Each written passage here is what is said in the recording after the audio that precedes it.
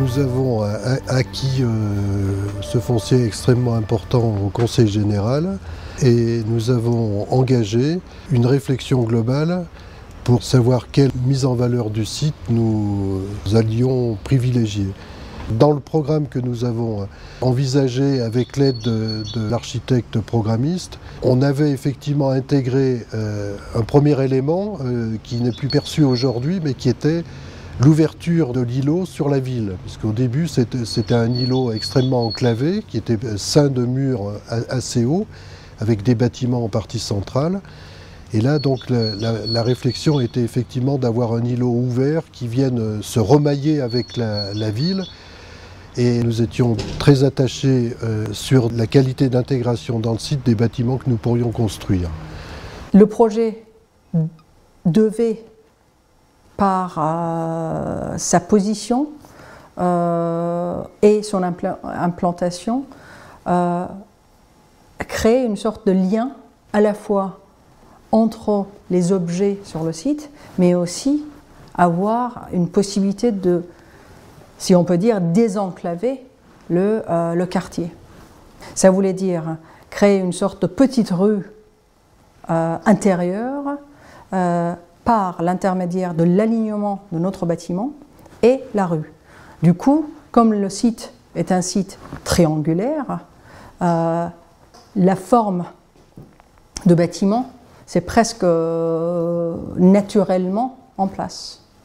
Et c'est comme ça qu'on est arrivé avec une sorte de promenade qui venait border notre triangle de sites de logement. L'école normalienne, c'est un bâtiment assez présent. Donc, assez présent, ça veut dire prend position et prend place. C'est un bâtiment lourd, c'est un bâtiment mais qui est lourd parce que c'était un bâtiment institutionnel, c'est-à-dire c'était un équipement et un équipement a une présence dans la ville.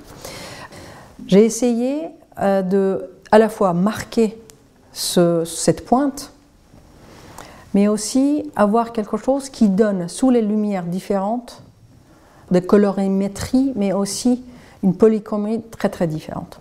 Pourquoi la brique?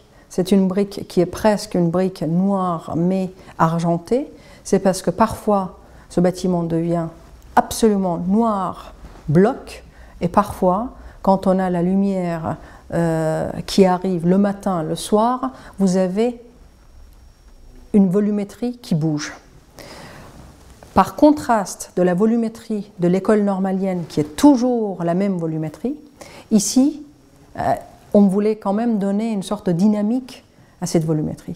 C'est un bâtiment qui marque d'une manière institutionnelle, presque comme si c'était un équipement en soi. Comme je crois que le logement n'est pas juste un programme banal, que l'architecte doit penser au logement comme presque des équipements, parce que 98% de nos villes sont faites de logements et non pas des équipements.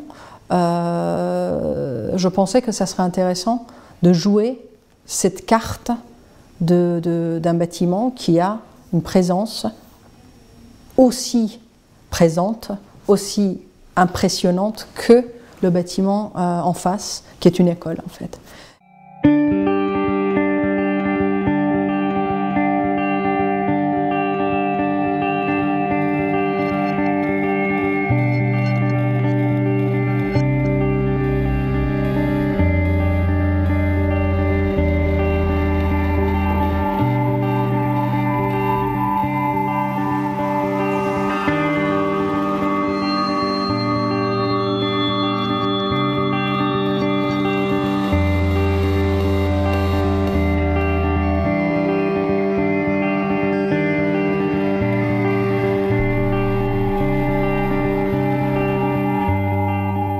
Pour nous, ce qui était vraiment important, c'était d'avoir deux visages de ce bâtiment.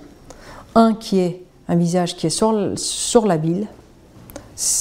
On se protège de la ville parce que on est dans un espace domestique. On s'ouvre vers quelque chose qui appartient à nous, c'est le jardin. Donc c'est vraiment une dualité que vous voyez dans ce bâtiment d'une manière assez frappante. Ce qui était très important sur la façade sud, avec les terrasses, c'était pas une gesticulation de façade, mais en premier, c'était augmentation de la linéaire de façade. Et deuxième chose, c'était d'avoir une géométrie où on ne vient pas avec les séparatives, mais qu'on a la géométrie qui ferme d'un logement à l'autre. Je ne voulais pas avoir ces séparatifs qu'entre chaque logement. En fait, ça devient presque un espace scénographié par rapport à l'espace extérieur, et ça devient en soi vraiment une chambre de plus sans toit.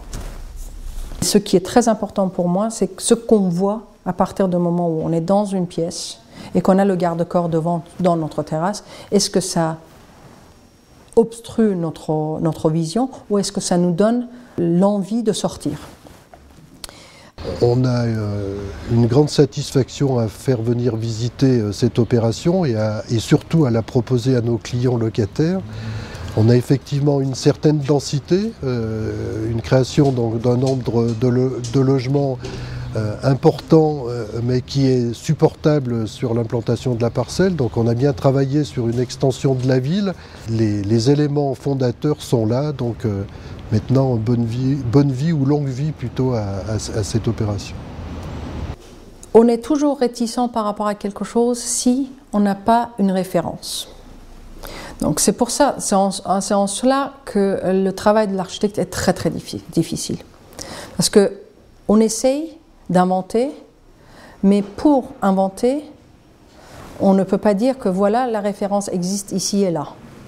Pour dessiner et construire des choses qui sont presque le premier, il faut vraiment avoir l'entente, mais aussi savoir comment faire écouter les gens. On ne peut pas juste leur demander d'écouter. Il faut savoir comment faire écouter. Et ça, c'est quelque chose qui est très important. Et c'est là où je pense qu'on a réussi à s'entendre sur une série de choses qui n'étaient peut-être pas tout au début de projet évidents.